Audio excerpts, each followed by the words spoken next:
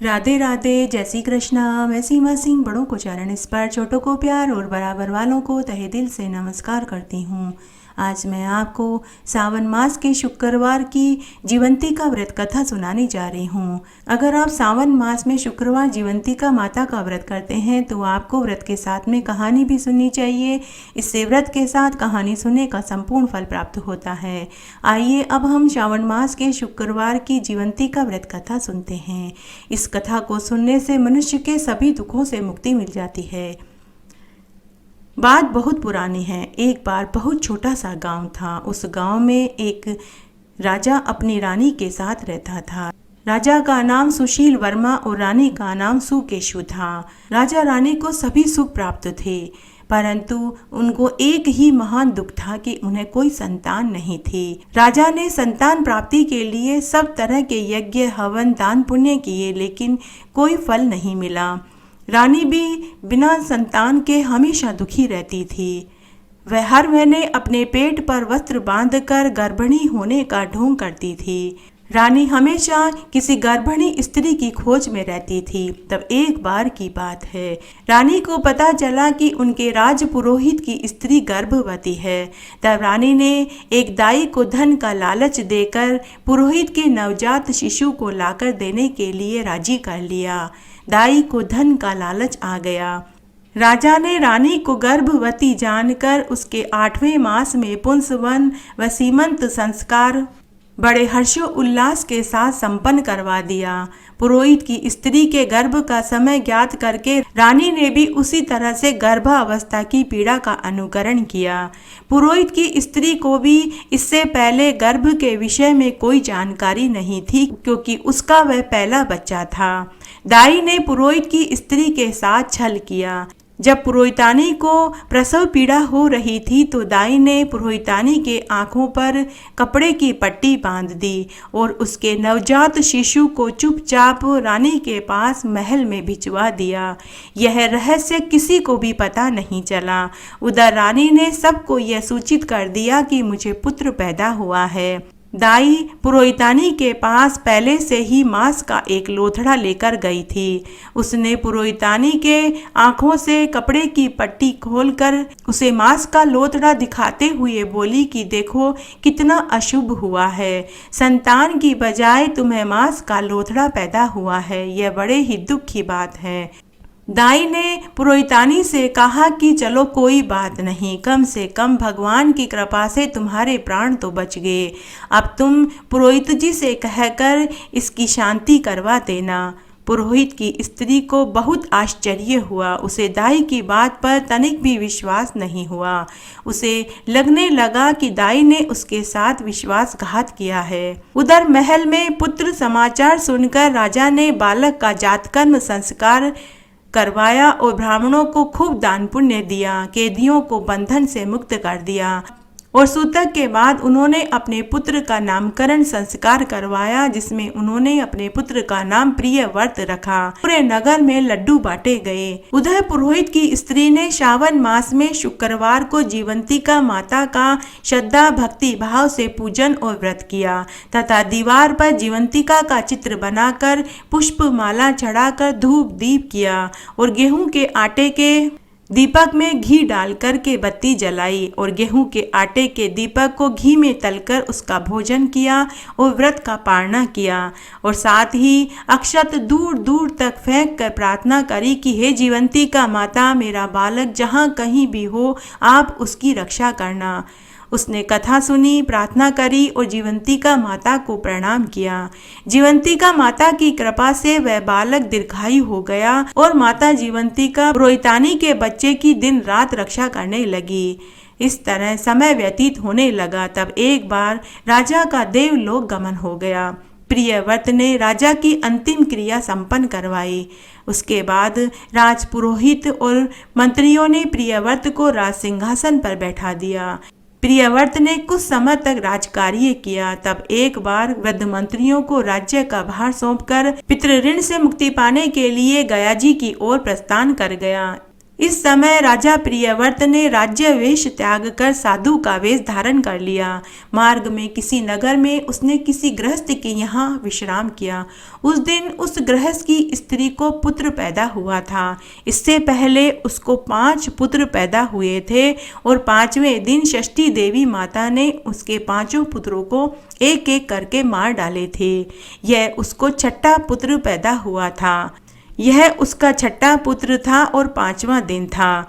रात के समय जब राजा सो रहा था तब षष्ठी देवी उस बालक को मारने के लिए पहुंच गई। जीवंतिका देवी हर समय राजा प्रियव्रत की रक्षा के लिए उसके साथ रहती थी। जब षष्ठी देवी को आते हुए देखा तो जीवंतिका देवी ने षष्ठी देवी से कहा कि हे षष्ठी देवी, राजा प्रियव्रत को लांघ कर मत जाना। जीवंतिका के रोकने पर षष्ठी देवी जैसे आई थी वैसे ही वापस चली गई।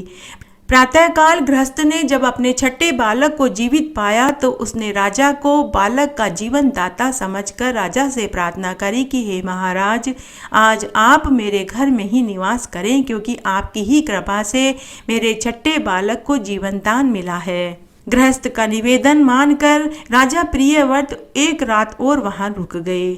अगले दिन गयाजी में जाकर राजा प्रियव्रत ने पिंडदान की तैयारी करी।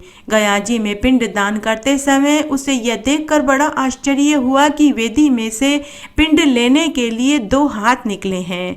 2 हाथ दिखने से राजा को बहुत संदेह हुआ तो वह विस्मय होकर सोचने लगा, अब मुझे क्या करना चाहिए। ब्राह्मणों से आज्ञा लेकर राजा प्रियव्रत ने विष्णुपद पर पिंडदान किया। तब बड़े बड़े ज्ञानी पंडितों ने इस शंका का निवारण किया। राजा के पूछने पर ब्राह्मणों ने कहा कि ये दोनों हाथ तुम्हारे ही पिता के हैं, परंतु ऐसा क्यों हुआ इस संबंध में तुम जाकर अपनी माता से पूछना, वही तुम्हें बताएगी। इस तरह राजा प्रियव्रत 1 साल तक गयाजी में तर्पण आदि कार्य करता रहा, पिंडदान करता रहा, यज्ञ हवन करता रहा। 1 साल पूरा होने के बाद राजा प्रियव्रत वापस अपने नगर की ओर लौट पड़ा तो रास्ते में वही गृहस्थ का घर आया।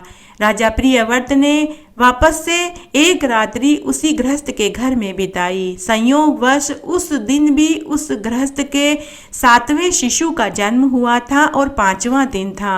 उनके घर में 7वां पुत्र पैदा हुआ था। अर्धरात्रि के समय षष्ठी देवी वापस से उस 7वें बालक को मारने के लिए आई तो जीवंतिका देवी ने फिर से उसे रोक दिया। इस पर षष्ठी देवी ने जीवंतिका देवी से कहा कि हे माता जीवंतिका, इस राजा प्रियव्रत की माँ ने ऐसा कौन सा नियम और व्रत किया जिसकी वजह से तुम हमेशा इस राजा की रक्षा के लिए इसके साथ में रहती हो। उस समय राजा प्रियव्रत को नींद नहीं आ रही थी। राजा प्रियव्रत सोने का बहाना बनाकर माता जीवंतिका और षष्ठी देवी की बातें सुन रहा था। जीवंतिका देवी ने षष्ठी देवी से कहा कि हे षष्ठी देवी, इस राजा प्रियव्रत की माता श्रावण मास में मेरा व्रत और पूजन पूरे विधि विधान से करती है। वह नियम मैं तुम्हें बताती हूँ। इसकी माता हरे रंग का कोई भी वस्त्र सावन मास में नहीं पहनती, यहाँ तक कि हरे रंग की चूड़ियाँ नहीं पहनती, हरी बिंदी नहीं लगाती, हरी शाक सब्जी नहीं खाती, चावल का धोवना नहीं लांघती, हरे पत्तों के नीचे से भी नहीं निकलती। यह सब वह मेरी प्रसन्नता के लिए करती है। इसीलिए इस राजा प्रियव्रत की और इसकी माँ की हमेशा रक्षा करती हूँ। राजा प्रियव्रत ने जीवंतिका माता और षष्ठी माता की सारी बातें सुन ली। प्रातःकाल होते ही राजा प्रियव्रत अपने नगर को चल दिया। नगर के समीप आने पर सारे नगरवासी अपने राजा के स्वागत के लिए आ पहुँचे। राजा ने महल में जाकर अपनी माता से पूछा कि हे माता, आप जीवंतिका का व्रत करती हो क्या? यदि करती हो तो उस व्रत का क्या विधान है?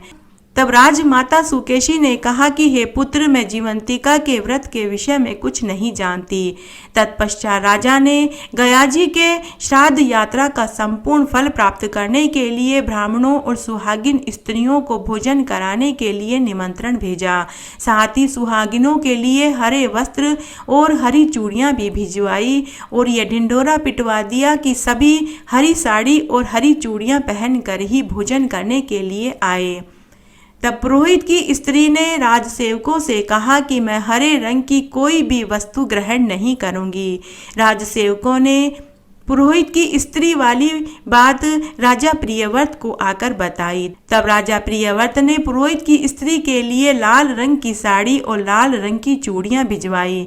पुरोहित की स्त्री लाल रंग की साड़ी और लाल रंग की चूड़ी पहन करके महल में भोजन करने के लिए आई तो उसने राजगृह के पूर्व द्वार पर चावल का धोना पड़ा हुआ देखा और हरे पत्तों का मंडप देखा तो वह पुरोहित की स्त्री उस द्वार से नहीं आई, वह दूसरे द्वार से महल के अंदर आई। राजा प्रियव्रत यह सब कुछ देख रहा था। राजा ने जब इसका कारण पुरोहित की स्त्री से जाना तो उसने उत्तर दिया कि मैं श्रावण मास में शुक्रवार को जीवंतिका माता का व्रत और पूजन करती हूँ, इसीलिए मैं हरे रंग की वस्त्र नहीं पहनती और ये हरे रंग के पत्तों के नीचे से नहीं गुजरती। उसी समय राजपुरोहित की स्त्री के स्तन से दूध की धारा फूटकर प्रियव्रत के मुंह पर गिरी। अब गयाजी में 2 हाथों के निकलने और मार्ग में गृहस्थ के घर षष्ठी देवी और जीवंतिका के संवाद और पुरोहित की स्त्री के स्तनों से दूध की धारा राजा प्रियव्रत के मुंह पर पड़ने पर राजा प्रियव्रत को पूरा निश्चय हो गया कि यह राजपुरोहित की स्त्री ही मेरी माता है। यह सब कुछ जानकर राजा पुनः अपनी राजमाता सुकेशी के पास गया और विनम्रता से पूछने लगा कि हे माता, आप ठीक ठीक जवाब दीजिए कि मैं किसका पुत्र हूँ। तब रानी सुकेशी ने राजा प्रियव्रत को उसके जन्म की पूरी सच्चाई बता दी। तब राजा पूरी सच्चाई जानने के बाद राजा प्रियव्रत ने पुरोहित और पुरोहित की स्त्री को राजमाता और राजपिता का दर्जा दिया और उन्हें अपने महल में पूरा सम्मान दिया और खूब धन दौलत दिया, जिससे वे सब प्रसन्न हो गए। इस तरह उन्होंने उन्हें महल में पूरा सम्मान दिया। इस तरह पुरोहित और पुरोहित की स्त्री भी अपने पुत्र के साथ महल में ही रहने लगे। फिर एक बार की बात है कि रात्रि के समय राजा ने जीवंतिका देवी से प्रार्थना करी कि हे देवी, जब मेरे जन्मदाता पुरोहित और पुरोहित की स्त्री हैं तो गयाजी में वेदी में से 2 हाथ क्यों निकले थे। तब जीवंतिका देवी ने राजा को स्वप्न में ही दर्शन देकर कहा कि हे राजन, इसमें संदेह मत करो, तो मैं विश्वास दिलाने के लिए ही यह सब कुछ मैंने किया था। सावन मास के शुक्रवार का महात्म्य जो कोई भी मनुष्य सुनता है उसकी सभी मनोकामनाएं पूरी होती है। इस तरह आज मैंने आपको सावन मास में जीवंतिका माता के व्रत की पूरी कहानी सुनाई। अगर आपको ये कहानी अच्छी लगे तो इसे ज़्यादा से ज़्यादा लाइक करें, अपने दोस्तों रिश्तेदारों में ज़रूर शेयर करें ताकि उन्हें भी सावन मास के शुक्रवार की जीवंतिका माता के व्रत की कहानी सुनने का संपूर्ण फल प्राप्त हो। घटती हो तो पूरी हो, पूरी हो तो परवान चढ़े, भूले बिसरे नाम तेरे भंडार में भरे। इस तरह आज मैंने आपको सावन मास के शुक्रवार की जीवंतिका माता की व्रत कथा सुनाई। आशा करती हूँ यह आपको जरूर पसंद आएगी। मेरे साथ बने रहने के लिए आपका धन्यवाद। आगे की कथा कहानी के लिए भी आप इसी तरह मेरे साथ बने रहें। धन्यवाद।